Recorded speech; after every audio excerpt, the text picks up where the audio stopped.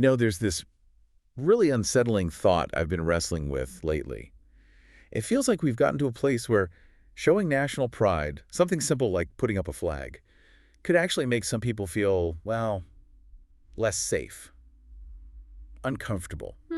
That's a heavy observation. Yeah, think about it. Someone wants to show they love the country, Hmm? maybe hang the Jalur Gemilang outside their shop, but then there's this hesitation, this tension, like they're worried about being misunderstood, maybe even targeted. It's a difficult climate, certainly. And it really crystallized for me when I heard what the former economic minister, Dato Sri Rafizi Ramli, said.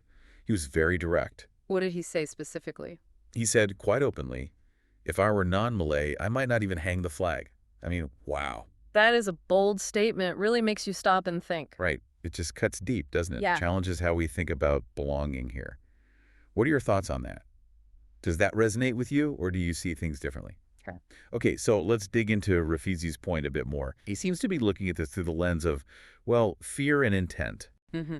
He suggests that nowadays, very few people would deliberately hang a flag upside down. Why does he think that? Because the sheer fear of attracting unwanted attention, big protests maybe from groups like the United Malay's National Organization Youth Wing, Yeah.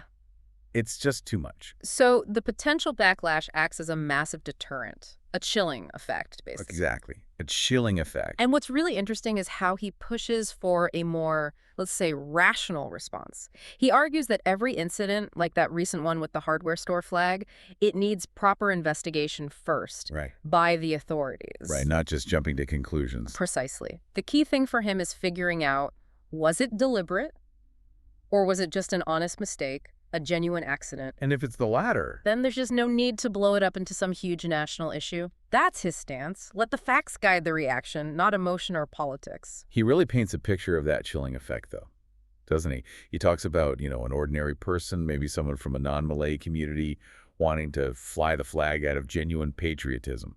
Yeah. But then they stop. They think, wait, could this make me a target? Could some political youth wing come after me? That's a terrible calculation to have to make. Love for country versus personal safety or peace of mind. Exactly. And they might just decide, you know what? Better not risk it. So they don't put up the flag at all. So the question becomes, what does that do for national unity? For visible patriotism across the board? Yeah. It really makes you question the impact of certain kinds of political rhetoric. When it gets too aggressive, too quick to point fingers, does it actually end up silencing people? Stifling those very public displays of pride from some communities. It seems like that's what Rafizi is suggesting. Yeah, he's basically outlining a scenario where expressing patriotism isn't just a civic act, it's perceived as a risk. Which completely changes the dynamic, doesn't it? Fundamentally, a symbol meant to unite becomes a potential source of anxiety. And of course, the backdrop to all this is that hardware store incident. We all know about it. And you can't ignore the role of the United Malay's National Organization Youth Wing Chief, Datuk Akmal. His involvement was very public. He'd announced plans, hadn't he, for a gathering right near the store today. Yes, he did. And we saw the reaction. Police presence, security tightened right up, cordons, patrols. Yeah, nearly a dozen officers.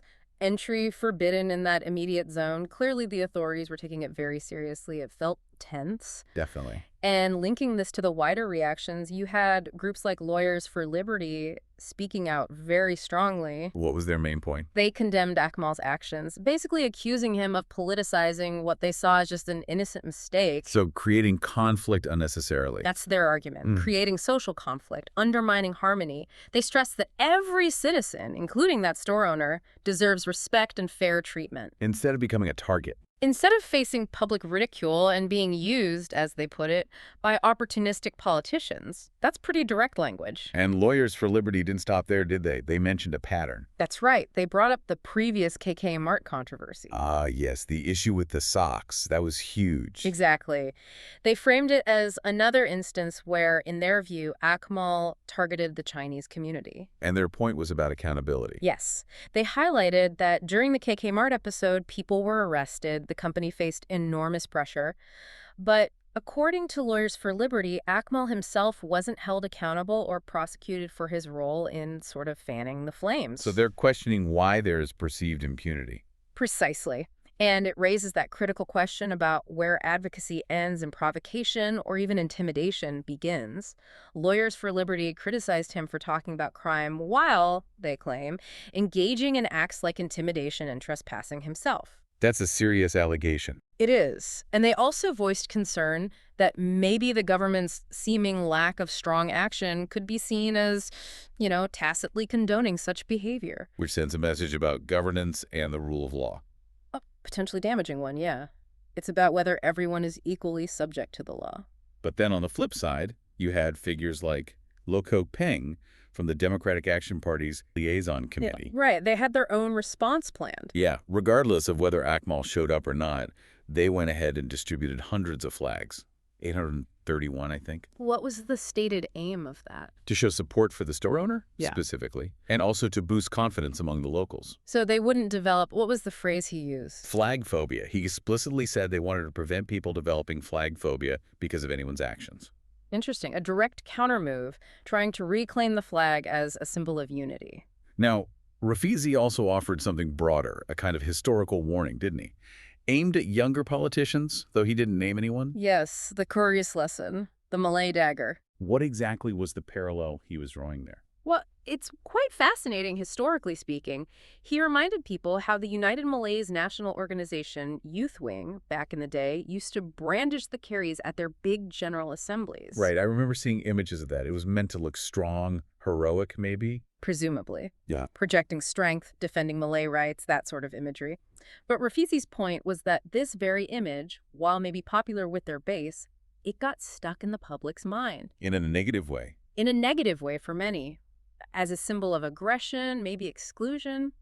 And he argues that ultimately this perception was one factor in voters turning away from the United Malays National Organization in later elections. So it backfired in the long run. That's the lesson he's pointing to.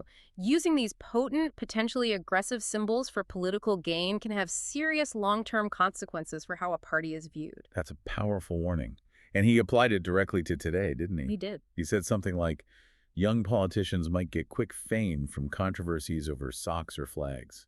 Or shoes or hats next, he added, almost satirically. Yeah. But this kind of superficial branding, it sticks. Like mud. Right. And he warned that as they get older, they'll just be known as the sock politician or the flag politician. Yeah. They'll be mocked. Not taken seriously on substantive issues. Exactly. His core message was about lasting value. It should come from knowledge, from intellect, from having a real vision for society. Not just chasing headlines with stunts or controversies. Precisely. And that really pushes us to think about the long game in politics, doesn't it?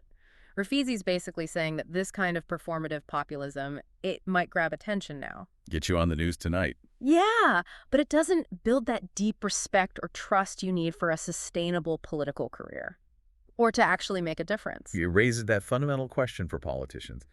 What kind of legacy are you actually trying to build? Is it just fleeting fame from scandals or something more substantial? It's a call for maybe more foresight? So, as we've kind of talked through today, the way people react to national symbols and how politicians engage with them, it really can expose some deeper tensions in our society. Definitely. You see these starkly different views emerge about what true patriotism looks like, what good leadership entails, and how we actually achieve national unity. These events really force us, I think, to look critically at how public figures choose to lead. And to ask whether their methods are genuinely bringing people together and moving us forward, or if they might be, perhaps unintentionally, just making the existing divides even wider, even if they say they have good intentions. So as you think about all this, maybe ask yourself, what really makes a nation stronger? What builds that lasting trust between communities? And what actions, even if they seem patriotic on the surface, could actually be pushing people apart? Remember to like and subscribe for more videos like this.